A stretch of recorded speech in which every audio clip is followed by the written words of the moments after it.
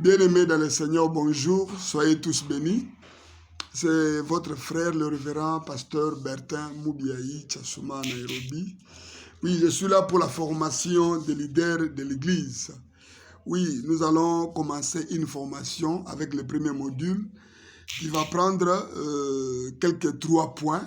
D'abord, le premier point, c'est l'introduction. Aujourd'hui, on va introduire avec l'importance de la formation. Et après, on va parler de leader. Qui est un leader? Qui est un dirigeant spirituel? Quelle est sa vocation?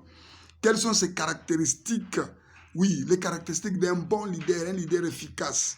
Et on va aussi parler du profil d'un leader. Oui, ses responsabilités. Tout ça, on va parler parce que en tant que leader, nous devons connaître nos responsabilités, nos devoirs, tout ce que nous devons faire pour la gloire de Dieu. Oui, on va parler de ça. Et on va terminer par parler de la Bible. Oui, c'est vrai, la Bible, elle est très importante. C'est la parole de Dieu. Nous devons la maîtriser. Pas si totalement, mais avoir une bonne connaissance de la Bible, c'est important si nous voulons bien servir notre Dieu. Donc, on va parler aussi de la Bible. Donc, on a dans le premier module à peu près 3 points.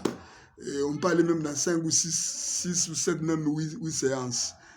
Selon que Dieu va nous conduire. Vraiment que le Seigneur vous bénisse. Donc, aujourd'hui, nous parlons de la formation de dirigeants de l'Église. Oui, bien-aimés dans le Seigneur, nous savons tous que la formation, elle est très, très, très importante. Oui, quand nous parlons de dirigeants de l'Église, nous voyons le pasteur, le berger, les évangélistes, les diacres, les responsables de département, ils sont tous dirigeants de l'Église parce qu'ils ont des responsabilités au sein de l'Église. Donc, quand nous parlons de dirigeants de l'Église, ce n'est pas seulement ceux qui travaillent dans le domaine spirituel, même ceux qui travaillent dans le domaine physique, le domaine de l'administration de l'Église, par exemple, elle est aussi biblique parce que dans la Bible, nous voyons des gens qui écrivaient des lettres comme Paul écrivait des lettres aux églises. On collectait de l'argent pour d'autres églises. Tout ça, c'est l'administration. Ce n'est pas spirituel, c'est physique. Mais le leader qui s'occupe de ça, il est aussi un leader spirituel, il doit être formé, même s'il n'est pas pasteur. Mais le fait d'être responsable, même des musiques, même ceux qui balayent, ceux qui gardent les objets de l'église, tout ça c'est sacré.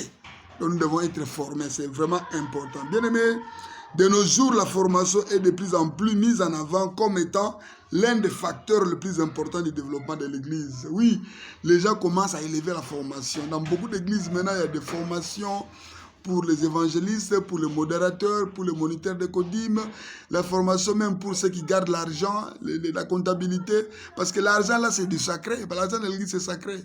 Quand on garde